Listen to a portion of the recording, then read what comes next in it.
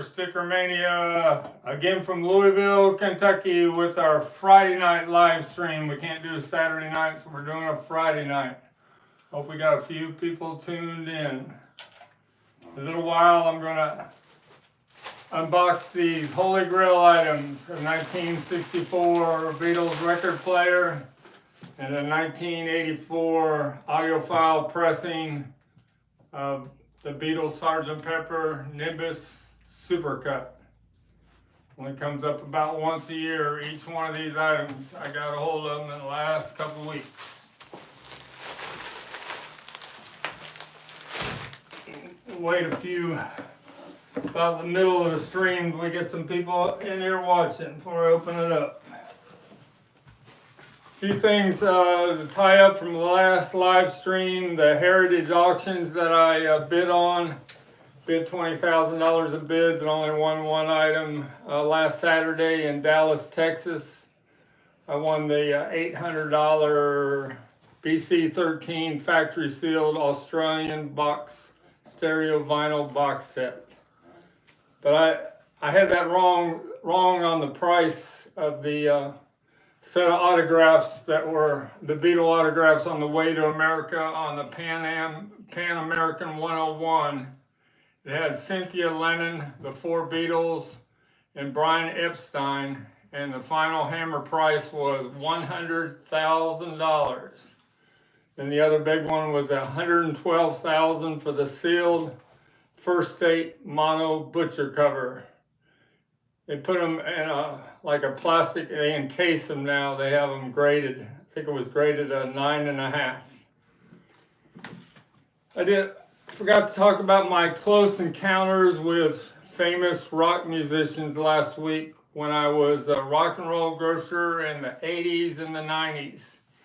And I advertised for 97X in Oxford, Ohio, and 102.7 WEBN in Cincinnati. Some of the people that I met, Depeche Mode, I had backstage passes when they played Riverbend in the late 80s. And I saw them right when they got done with their show, and it was a little strange. They all had chaps on and everything. I didn't hang around too long. If you ever heard Flesh for Lulu, they did the song Postcards for Paradise. They played Bogarts in Cincinnati, and they wanted to go somewhere to a club after the show, and I had a yellow Indy 500 van. So I was a designated driver for Flesh for Lulu. I took them to the Metro, which is kind of a gay bar in Cincinnati. That was the experience. Also, at Bogarts, I got to go backstage and see the Ramones after they did their real quick, I don't know if it was like a 40-minute show. Every song was less than 2 minutes. But I saw 6'5" Joey Ramone. He's drinking a beer and sweating, and just said a quick hi to him. Saw the Replacements at Bogarts, and in the upstairs bar, there was Paul Westerberg was hanging out, and I went up and said hi to him, got his autograph, and he said, why don't you buy me a Jack and Coke? So I bought him a Jack and Coke for Paul Westerberg. Saw AC/DC in Fort Wayne, Indiana, and I had backstage passes, but the line was real long to see him backstage. It was like 45 minutes. We were towards the end of the line. And by the time we finally got in there, they just quickly gave us an autograph and said, get these guys out of here and get the girls in. So we were quickly rushed out. They had girls behind me, and they had backstage passes, and you can imagine where they were put on their bodies. Saw the Talking Heads, and that was pretty neat. I didn't see them backstage. I saw Kurt Smith from Tears for Fears when 97X took me to New York, and Kurt Smith from Tears for Fears was getting out of his limo going into a dance club, and I got his autograph. Then when they took me out to Los Angeles a couple times, we went to a club and saw this blues band, and Bonnie Raitt was sitting right in front of us, just in the audience. But we didn't say anything to her, didn't bug her because it was her time off. Also out on Santa Monica, we were out walking Santa Monica Pier, and I saw Daniel Ash from Love and Rockets. I said, "You're the guy that sings So Alive from Love and Rockets." He goes, "No, that's not me." But I know it was him, but he wouldn't admit it. So that's some, or there's one other one, the Kinks. When I was out in LA, we saw the Kinks at one of their shows. And we were, after the show, we were just kind of walking back to our cars, and all of a sudden this limo comes by, and the Kinks were in it. They said, "You guys want to go party with us?" And I was a little bit scared because there was just a bunch of guys in the Kinks limo, and I said, "No, thanks a lot, but no way." That's my brush with meeting musicians when I was a rock and roll grocer. All right, let's talk about some new arrivals. Got a question? George Music for All Seasons said, "Nice seeing you on a Friday." Friday, all right. How are you doing, George? George Music for All Seasons. Always see you up there in the peanut gallery at Rachel's Ghost. And then Mr. Beatles Pro said, "Good Friday evening." Good Friday. Good Beatles Pro. I've been watching your videos. We'll be at Chicago Fest again this summer. I'm sure you'll be there too. Me too. Some of our new arrivals. Got another one of these sealed 2022 Paul McCartney 7-inch vinyls box set. This is number 432 out of the 3,000 that they made. Little story I told a long time ago in the video. These were all imported from France, and UPS was in charge of bringing them into the United States. And they were all brought to Louisville Airport and then distributed throughout the whole United States. So I got mine the very first day of release, where everybody else had to wait about a week. I got 2 of them in, and they sold over the weekend. But this is one of the few out there that still hasn't been opened up. I got a hold of another one.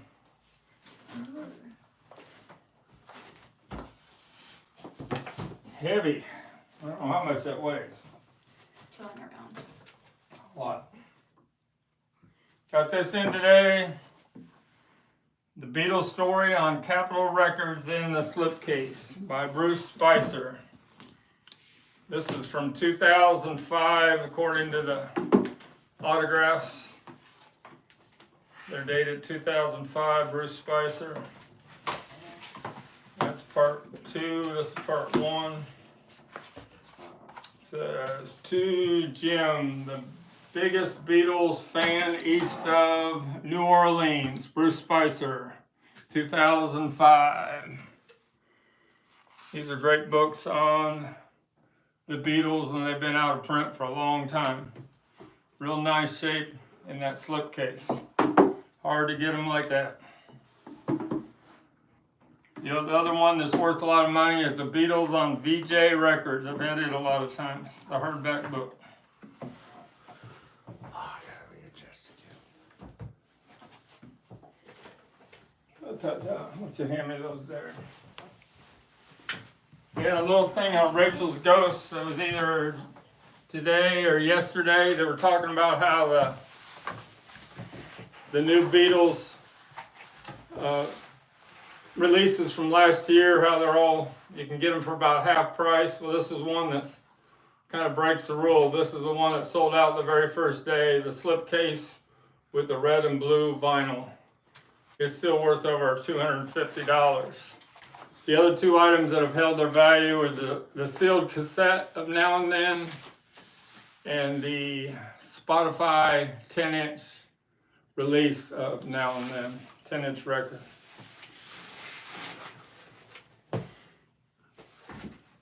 Got this in a few days ago in the slipcase.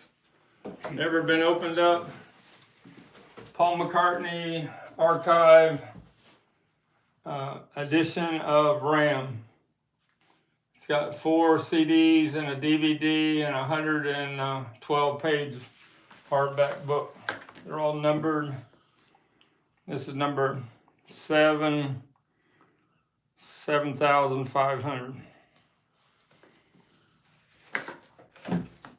I had a whole collection of those that I got at the Tennessee estate, but I sold all those. Like and subscribe and hit the link down below for notifications. Thank you. Yeah, we need to get a few more likes so we get some good what is it called? Rhythm? Huh? The rhythm for the Like YouTube. the analytics. Yeah, analytic rhythm so that YouTube would get noticed. We're up to 1,258 subscribers. So This is another sealed, I think the best Giles Martin box set put out of Sgt. Pepper. We're going to be talking a little bit about Sgt. Pepper today because that Nimbus Supercut. This is 2017, sealed with that lenticular cover. Pretty nice. Help him some. Whatever he hey, needs. didn't ask for help. Oh, but help him. If you ask me, I'll help. Oh, you got a comment. What's the comment? Caesar said, "Hey there, I just gave it a thumbs up." All right, Caesar. thanks, Caesar. I see you in the peanut gallery a few times on some other live streams. A few of my purchase history that I'll be getting in the next week. I told you about the Australian sealed BC13. I'm also going to be getting I won in an online auction a ticket stub more than halfway of 1965 Beatles at Shea Stadium. The hardest ticket stub to get of any of their shows. That was a sold out 55,000, and an unused ticket was sold at the Heritage Auctions last week for, I think it was around $4,000. Caesar said, "Who won that Nimbus cut record? Do we know?" In the auction that said was going to be a Holy Grail? Well, I think I know. Because it's sitting right here. And the guy that sold it to me, he's got buyer's remorse and would like to buy it back. Say We're no. gonna open that shortly. I don't know if I beat Mike from the in-groove, but somebody had a high bid, but I did it with 2 seconds because they didn't have time to react, and I won it for $6,300, if you can imagine that. It's supposed to have never been played. We're going to see shortly here. Today. I've never opened it up. A few more things in my purchase history that I got coming in next week. I got another 2014 mono box set in the shipping box that's never been opened up. I have a near mint 1964 Beatles Flip Your Wig game with no corner splits, near mint condition.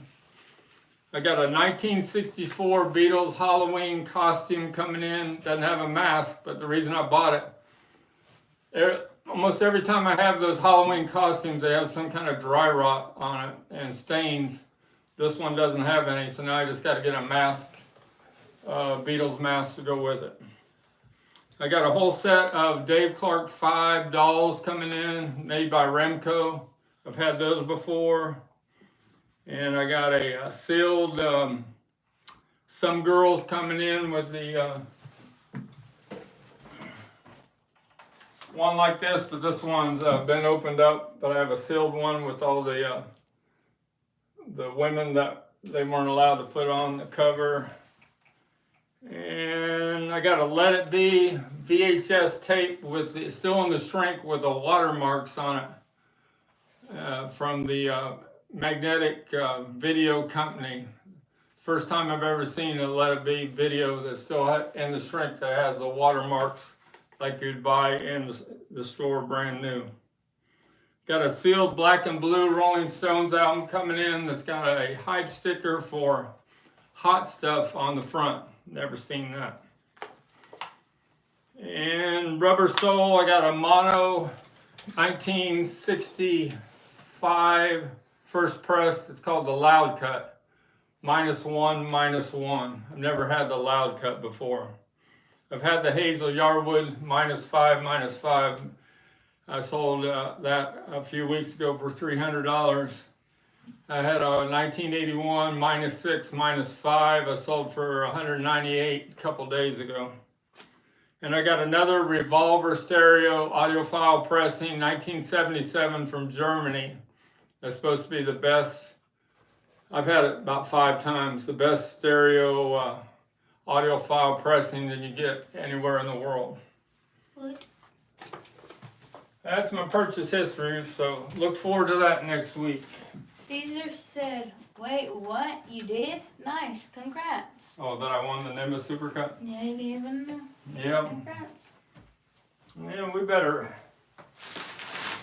Got some people watching. We better not lose them yet. We better get to starting. Get these things opened up. Get it airpin. Airpin. What did he say? He said, can't wait to see the Nimbus cut. It'd be nice if you record a bit of you playing it to hear it or upload it as a video. Everybody wants to play it and make a rip of it, but I think you should. my feeling on the Nimbus Supercut, if 2 owners had this before me and didn't have the nerve to play it, I don't think I do either. I think you have to have a $200,000 system to play something like that. Only people I think that probably should play it, Michael Fremer, or Tom Port from Better Records, or Andrew from Polygram Auctions, or maybe even Jimmy Fallon from the Tonight Show. They showed him on CBS Morning, and he had a $200,000 system rocking out some 50s and 60s rock music. So that's my feeling. If this thing has never been played, I don't think I'll have the nerve to play it. All right, a couple Led Zeppelins, and then we're gonna do some opening up. Jimmy Fallon is popular. I got another Led Zeppelin department store, in-store play that has Led Zeppelin on one side and Dusty Springfield on the other side. There's a promo that was like played in Woolworths or Kmart. Can you imagine walking around a department store and this DJ starts playing Led Zeppelin, Dazed and Confused, Communication Breakdown? It would be pretty bizarre. First time anybody in the United States ever heard Led Zeppelin was on this department store, in-store play album. Hadn't sold yet. It's up for $499 on my STICKERMANIA 2853 eBay store. One other Led Zeppelin I got in, had this a long time ago. Hopefully I got the ticket stub here.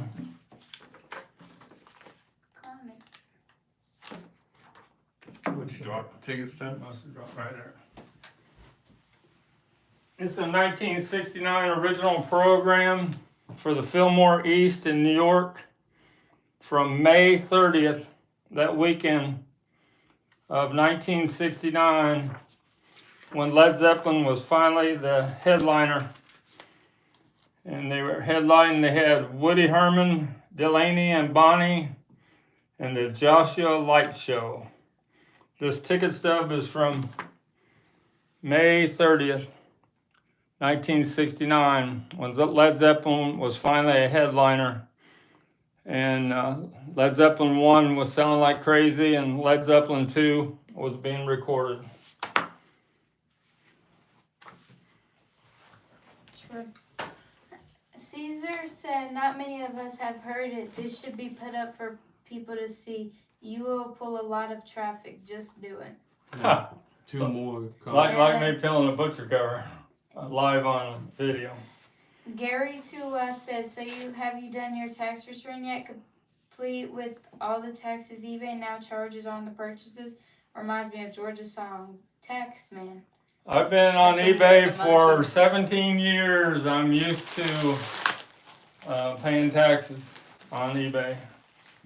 you can imagine I sold quite a lot last year on eBay. I'm one of the top 4 Beatles memorabilia dealers in the world on eBay. One more comment. Mr. Beatles Pro said I have a Ringo mobile for Rito Graver that the other side is the song remains the same. And what's on the other side? I don't know. The song remains the same? Yeah. So he's got Led Zeppelin on one and Ringo Starr on the other? Yeah, I think that's what he's saying. Oh, Mobile. I got it. That was I know what you're saying. Promo, in-store promo display piece. All right, this is first time I ever had this in. Got this week. The Beatles performed in Vancouver on October 22nd, 1964, and they made a recording of their press conference. And on September 8th, Kelly's Record Centers in Vancouver, they had 4 locations, and each record store gave away 500 of this press conference interview flexi disc. This is a real deal. That's a flexi disc. There's just a piece of paper there. Near mint condition. Pretty rare.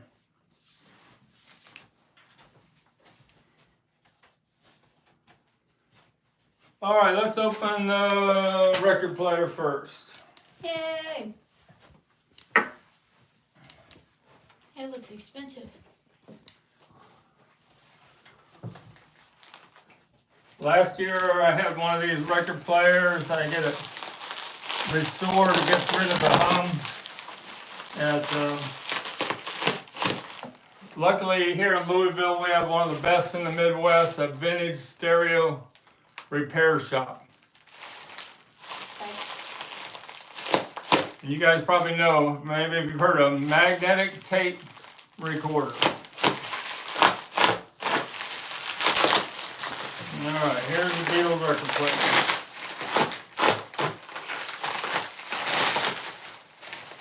They have a few of these show up every year on the internet, but usually only one that's in decent shape. I got a hold of the one last year that was in decent shape, and this one here looked pretty good in the listing.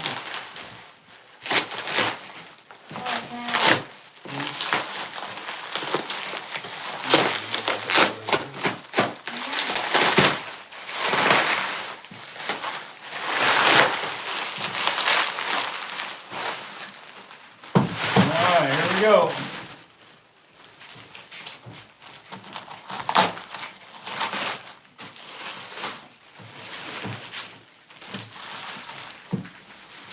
Really packed it in there.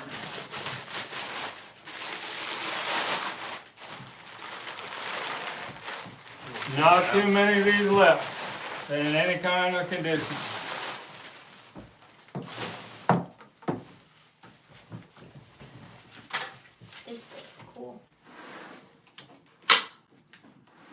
This is what you want to see, that picture there with hardly any wear, and you want to see that picture inside.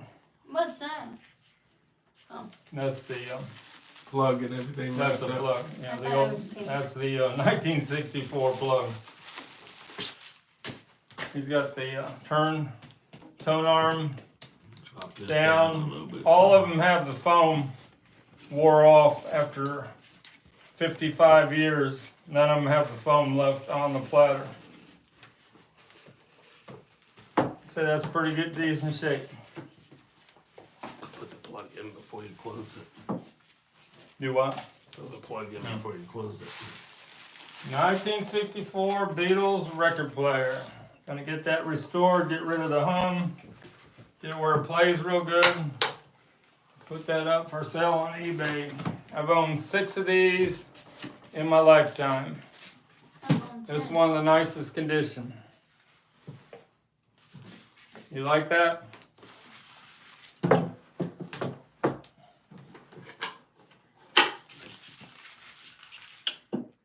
like this. Don't break it. It's just good for packing. Just question. It's fine. Good.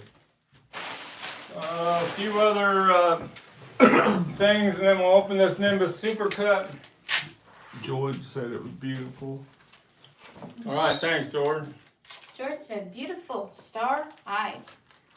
I put this on up on eBay, and it sold within 5 minutes.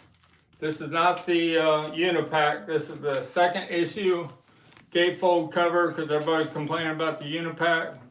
What makes this so nice, it has a hype sticker on both sides. Titles there of all the songs. And then the big hype sticker, Exile on Main Street. This is only the second time I've ever had one of these that had both hype stickers. You can see it's not a Unipack because you can see both inner sleeves inside there. Bruh. Enclosed there, factory sealed, but it's got the rare hype sticker for She's So Cold and Emotional Rescue on top of the shrink. That's up for sale on my eBay store for $100. Oh no. Got this earlier in the week. A mono, Out of Our Heads. That's one of the rarest Rolling Stones hype stickers you can get because that's their biggest song. Featuring I Can't Get No Satisfaction. Right there on the factory shrink. So anytime somebody took that shrink off in 1965, that hype sticker was lost for good. Mono red record, the original inner sleeve. For Out of Our Heads. That's when the Rolling Stones really went to town and started selling out their shows after that song came out. And they performed it on Shindig. Mr. STICKERMANIA said eBay.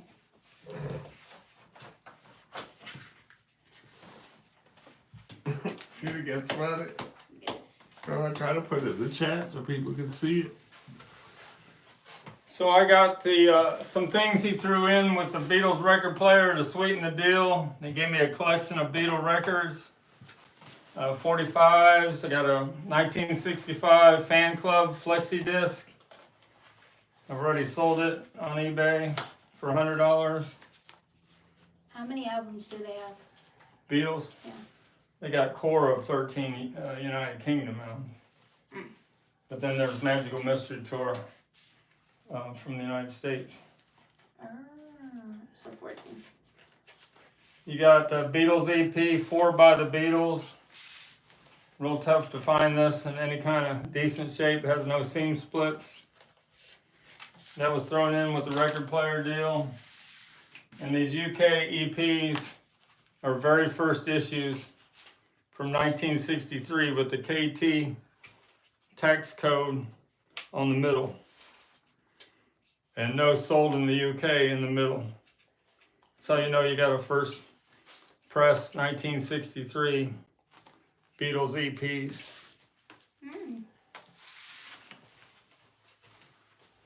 Like everybody, please. This was part of the deal. Also with the record player. These are West Coast and East Coast for We Can Work It Out and Day Tripper. Notice the different tints on the picture sleeve. The West Coast has that tab cut. The East Coast is straight across. But you see that the colors are different. It's much brighter on the East Coast than it is on the West Coast.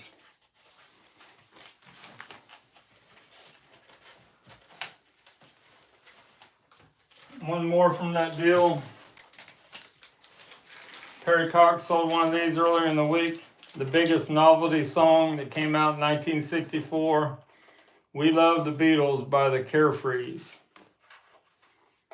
I love the Beatles. They used to sing this outside their hotel rooms over there in New York when they were at the Plaza. Would drive them crazy. That'd be a good shirt logo if we could find a shirt with that logo on the front of it for you. Yeah. All right, it's Nimbus Supercut. I don't think I can prolong this any longer. Okay, bet. Let's build it up just a little bit. Bruh. You only get to open a Nimbus Supercut once or twice in your lifetime. Right. I sold this today, a 2014 sealed mono that came out of the box set. Sold for $229. Supposed to be the best mono pressing that exists in the world, according to Mike from the In Groove. This is a mono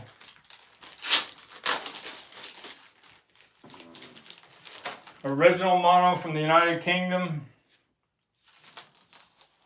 It cracks still when you open it up. It's got to have those flaps on the top. That's the way that John Lennon said, you haven't heard Pepper until you've heard it in mono. And it's got the sold in the UK across the label. And the PMC, that's the mono pressing, -1, -1. Haven't listened to it yet because I've been worked all day at the grocery store. Caesar said, let's get the sucker open. And Caesar said, let's play it too. Come on. Wouldn't Come on. you want to know how great it sounds? I know everybody wants to hear it. I want to hear it too, but I don't have a $200,000 stereo system. I would have. This is another The Beatles I got, the best pressing of Please Please Me from Germany, 1973. First time I've ever had a Germany white album that had the hype sticker on it from the early 70s, and it's a top loader too, if you can imagine that. Could not imagine that. Top loader, laminated cover, opens from the top like the United Kingdom first pressing. But that hype sticker's got to be pretty rare. Somebody offered me $140 for it, but I said I'll take $150. He didn't buy it. All right, let's open this up. They want to open it up.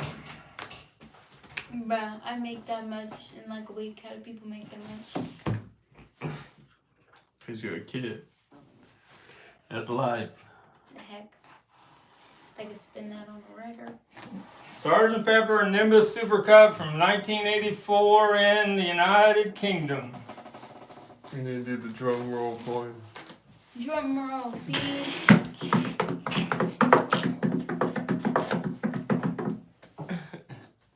Open.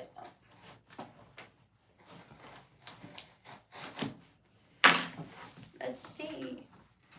I figured out how to open it. Oh no. Drum roll again. I think you have to cut it on this side on the bottom. Pow! Pow! Pow! There we go.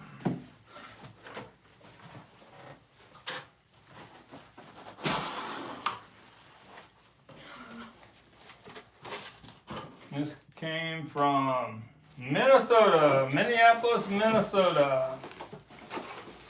Do the Brad thing. Oh, Bradford said, I forgot you said you were going to be on Friday. I'm here now, though. All right, Brad, what do you think of that? Just in time. You ever seen this, Brad, in your lifetime? Is that 6,000? Yep. Oh my The best. There's two pressings, the Audio 5 from Australia from 1983 and the 1984 from England, Nimbus Supercut, are the two best pressings ever that exist stereo of Sgt. Pepper. That's worth more. The last one I had was sealed. I bought it from Chad Casson last year, and I sold it for $7,000 to a gentleman in California. Cover's in nice shape. It's got that stamp on there, Supercut. I know what to look for in the record. We'll see if it's the right thing.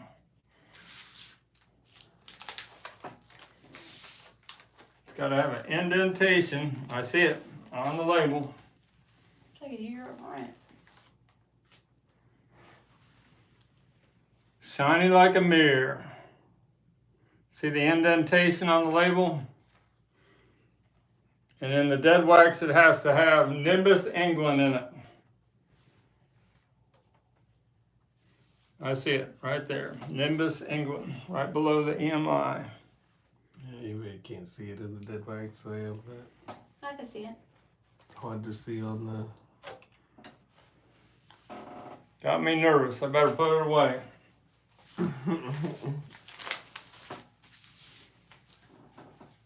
Okay. I What do don't you- know what happened there. What'd happen? Said Daniel message retracted, so maybe he deleted it or something. I don't think I have anything set to block anything, but yeah, I don't get it. Daniel could still put a message, but then it said retracted, so I don't know if he deleted it or Oh, what. try again, Daniel. We don't know what happened. But I like that. Is that? This is PB Thal's #1 want he has of any album in the world. Is this right here? Sgt. Pepper Nimbus Supercut. Jen Hancock said, "You're making me nervous." Amen. Amen. Watch. What do you guys think about that? Daniel Castillo said Chad Chasm is probably planning on releasing his version. His version? Yep. I don't know. He had it for 20 some years until he sold it to me. Who was that? He said, Frank, I got another. He woke me out of my dead sleep. He goes, STICKERMANIA, do you live here? Do you live here? And it was Chad Chasm on the phone. I called him back right away. Said, Chad, I'd like to get your Nimbus Supercut. He goes, Frank, I got another guy who wants it real bad too. And I'm sure it was Mike from the In-Group. But he says, I can make a deal for you. If you can finish peeling my butcher cover that's halfway peeled, I'll make a deal with you. And I said, sure, I'll do that for you. So that's how I got a hold of the Nimbus Supercut from last year. Daniel Castillo said, is that why he sold it? Probably talked about earlier when you were talking about the chasm thing. Yeah, that's why he sold it, because I finished peeling his butcher cover. And then Jen Hancock said, slow down, Frank, LOL. Slow down, what? You going too quick on him. Oh, going too quick? I think that Well, if you guys got you don't want to see something, let me know. Ask a question if you want me to show something again.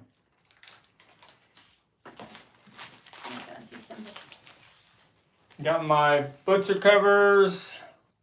This is the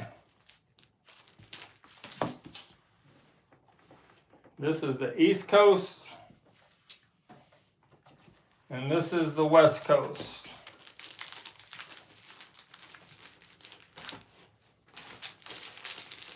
I can get them out of here.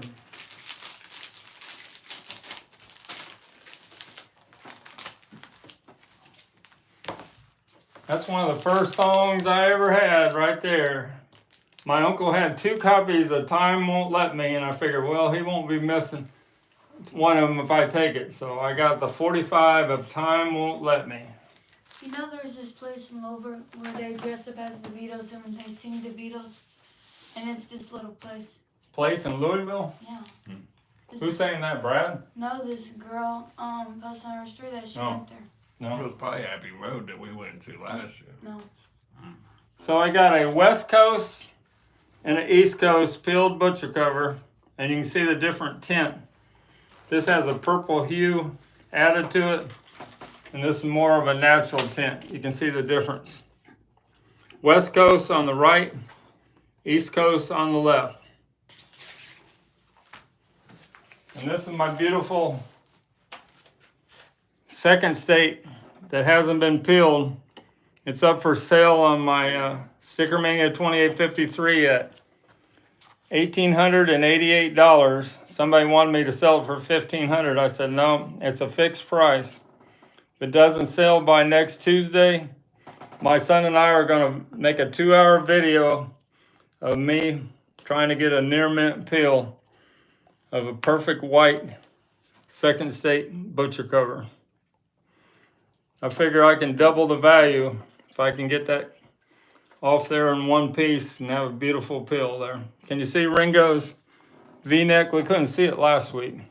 And his head? Go up a little, right there, because that way it shows it Right there, people. That's the little V-neck, the little dark part. You can see his white coat. And you see his pant legs down there. And you Might should be be able all to. over. You should be able to see his head there too. Ringo's head. Oh yeah, you can see his head. There is 2 comments too. Go ahead. Daniel Castillo said the Nimbus is from a copy tape. The Nimbus is from a 30 inches per second 1-to-1 copy of the master tape. They sent over to there in where they made the Nimbus Supercuts. They usually only made classical, but they used an all valve system with no limiting, and they used real high-end vinyl. And they say, Andrew from Polygram said it's up in the air. He says the Nimbus Supercut has a great mid-range, and the Audio 5 has a little better bass. But they say that it has both of them have the most natural sound, stereo sound that you can ever hear of Sgt. Pepper, and they're both made from a 30 inches per second. That's a real fast speed. A copy of the master tape that they got from that Abbey Road sent to each one of those pressing plants. Brad Parnell said, even though purple is my favorite color, I like the natural hue better. On the butcher covers. He likes the purple. No, he said purple's his color, but he likes the natural hue better. He likes the West Coast better. Yeah, instead of the purple tint. He likes he says purple's his color, but he likes the natural. Go over that way, like there you go, right there. What's hue mean? All right, let's put these butchers away. What's hue mean? Purple hue. There's a purple. There's like 4 colors to make this, and there's a purple added to the one, and there's not to the other. So you see the difference? You see how this is a little more darker and has a little purple tint to it. Oh yeah. This one is like a natural tint. Yeah, looks. You learned something today. Now remember it, because it's going to be on the quiz. What quiz? End of the year quiz, so we're going to put you on. No, next Friday, me and Skylar should have a Beatles quiz. I'm gonna win. Oh yeah, Sticker Kid couldn't make it. He doesn't come till Saturday. He'll be here for next Saturday's live stream. I only usually have him over here on Saturday and Sunday. We dearly miss him. We all miss him.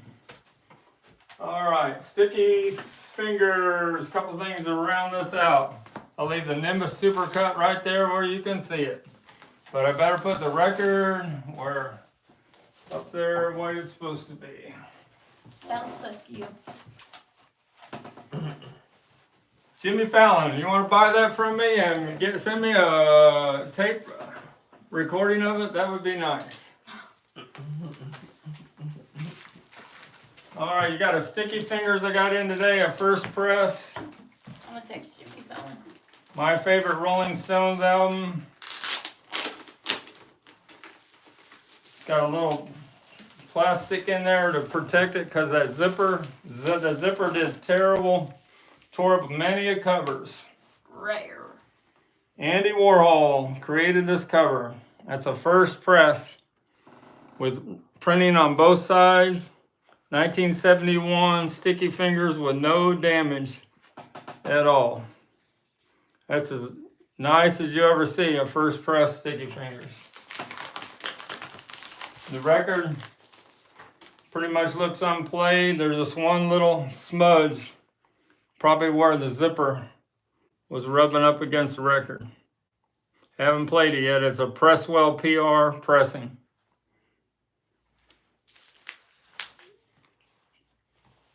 All right. Man, whoever came up with that idea, I mean, they thought it was a good idea, but they were not thinking of the record. Yeah, they had 25 of these stacked in a box that went to the record stores, and every one of them had these little dents on there from the zipper on the cover that was right behind it. If you can see that, there's little dents from the zipper. Mm-hmm. You can see it. Bad idea. So on the second issues, a year later, they had to pull the zipper down about halfway so it didn't damage the actual record that was inside there. All right, I think I talked about all the big things. Couple more things and wrap this up. Part of the deal of the Beatles record player, when they sent me some extra records, they sent me this first press, 1964, Beatles second album, stereo, in beautiful condition. It's a number 5 from the West Coast. You got the right 1964 inner sleeve, and you got a record in hardly played, excellent condition. So that's what made the deal of me getting the record player, because he threw all these in with the deal. And I won this in an auction. This is the rarest label you can get on an Introducing the Beatles, with the Beatles above the spindle hole and the VJ in brackets. That's the toughest label to find on version 2 of Introducing the Beatles. I sold one. I got 2 of them in an auction. I sold one already for $200. I haven't put this up yet. Any other questions before we round this out? Wrap this up?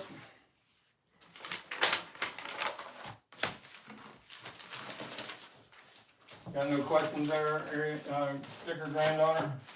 Not yet, sadly.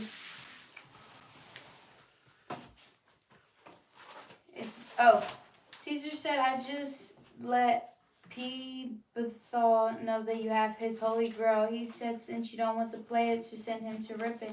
He would love to do that and have the honor. Huh. Who is that? Yeah, P.B. Thal. He came to Louisville about a year ago. He visited Bob Bradley, and they went to a couple record stores. I didn't get to meet him.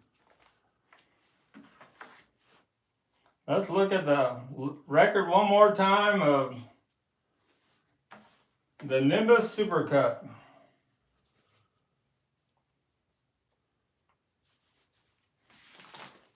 They only made 1,000 of these, and there can't be too many of them in unplayed condition left that exist in the world.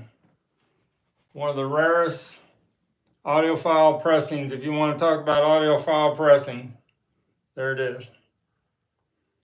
Side 2, side 1 with that indentation on the label. That's how you know it's a Nimbus Supercut.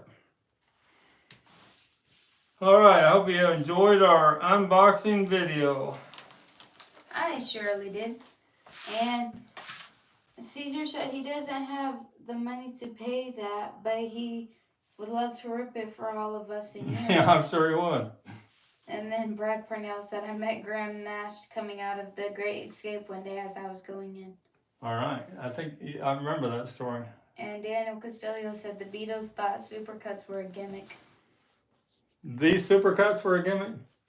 That's what he's saying, I guess. This is 1984. This is way after the fact. Maybe. They're being a hater.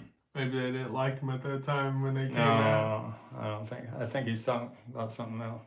I don't know. Nimbus Records. Supercut Hi-Fi Today. Stereo was a gimmick is what he said. Oh, yeah. They in the 70s. Yeah, not Supercut. Yeah. Mastered and pressed exclusively for readers of Hi-Fi Today. The only way you could get this is out of that magazine, Hi-Fi Today, and I think it cost $30 back then, or it might have been $50. But boy, it's worth a lot more than that now. All right. His last comment. One more comment. Now. Daniel Castillo says stereo was a gimmick. We Lemon did. approved the mono though. Yeah. Yeah, well, the stereo was, that's why this sounds so much better than the original stereo, because they took the time to make it right. But this is way after the fact, 1984. This was after John Lennon was not even with us. All right, thanks a lot from Louisville, Kentucky. I hope you liked our unboxing, and check us out next Saturday night when I get a lot more new arrivals of music memorabilia from the Beatles, Stones, and Led Zeppelin. Thanks a lot. Have a nice night.